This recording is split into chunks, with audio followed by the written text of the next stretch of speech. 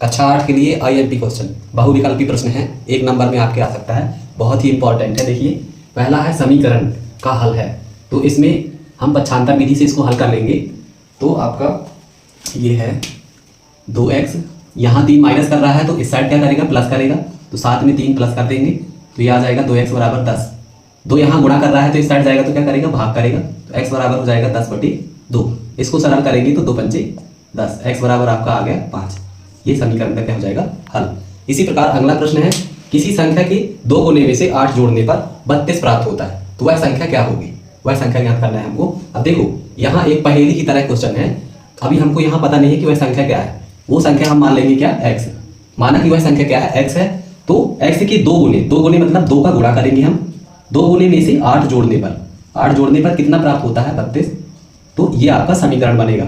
2 का x से गुणा करेंगे तो 2x हो जाएगा प्लस 8 बराबर 32। ये समीकरण आपका बनेगा। फिर उसी विधि से पक्षांतर विधि से हम हल कर देंगे। तो ये 8 इस साइड प्लस कर रहा है तो यहाँ क्या करेगा, माइनस करेगा। 32 में से 8 माइनस कर देंगे तो 2x बराबर हो जाएगा क्या, 32 में से 8 माइनस करेंगे तो ये आ जाएगा 24। ठीक है, यहाँ 2 गुणा कर रहा है, इस साइड जाएगा तो भाग करेगा, तो 24 बटे क्या हो जाएगा 2। इसको सरल करेंगे, 2 1 कम 2 2 दूनी 4, अर्थात 2 1 कम 2 12 दूनी 24। x बराबर आपका आ गया 12। ठीक है, इसके बाद है अगला प्रश्न, एक चतुर्भुज के विकर्ण परस्पर लंब समद्विभाजक है तो वह चतुर्भुज होगा। अब यहाँ बताना है कि वह चतुर्भुज क्या होगा। तो ये आपका समचतुर्भुज का गुण है। ठीक है, समचतुर्भुज के जो विकर्ण होते हैं परस्पर लंब समद्विभाजक होते हैं। ये मान लीजिए समचतुर्भुज है। समचतुर्भुज का मतलब इसकी सभी भुजा क्या है, बराबर है, तो इसके विकर्ण जो होते हैं ये परस्पर लंब समद्विभाजक होते हैं। लंब समद्विभाजक का मतलब ये होता है कि 90 अंश का कोण बनाते हैं। ठीक है, तो इसका उत्तर हो जाएगा क्या, समचतुर्भुज। ठीक है, चौथा प्रश्न, निम्नलिखित में से कौन सी संख्या पूर्ण वर्ग है। देखो पूर्ण वर्ग का मतलब ये होता है कि जैसे यहाँ आप देखो 2 अंकों की संख्या है तो 1 से 10 तक के बीच में आपको वर्ग याद होना चाहिए। तो ये कोई पूर्ण वर्ग संख्या नहीं है, ये भी नहीं है। ये 9 नाम 81, ये 9 का वर्ग है, ये भी नहीं है। Option number C. ठीक है, इसके बाद है 8.5 गुणे 2.5 का मान क्या होगा। ये दशमलव का गुणा है, कुछ नहीं, आपको गुणा कर देना है। दशमलव को भूलकर आपको क्या करना है, गुणा कर देना है, फिर बाद में आप दशमलव लगा दीजिए। 5 का पहाड़ पढ़िए, 55 25, हासिल का 2, 5 8 40, 40 2 42।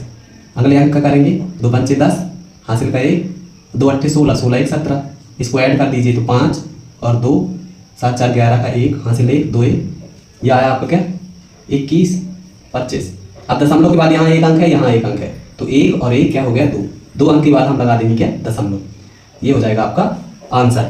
प्रश्न क्रमांक 6वां है आपका, 30 से 40 के बीच कौन सी पूर्ण वर्ग संख्या है। देखो 30 से 40 के बीच, 30 से 40 के बीच देखो 5 का वर्ग होता है 25, 6 का वर्ग होता है 36 और 7 का वर्ग होता है क्या, 49।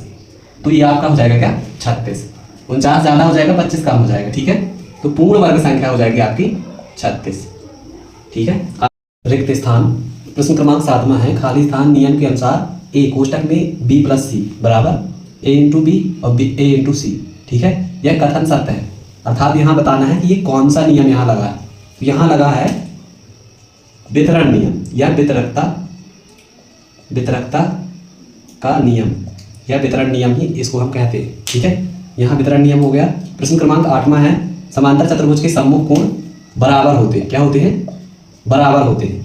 आयत चित्र एक प्रकार का ग्राफ है। क्या है, ये ग्राफ है जो आंकड़ों को अंतराल में दर्शाता है। ठीक है, या इसको ग्राफ की जगह हम ये भी कह सकते हैं बारंबारता आलेखीय खंडन जो है निरूपित करता है। ठीक है, हम यहाँ लिखेंगे ग्राफ है।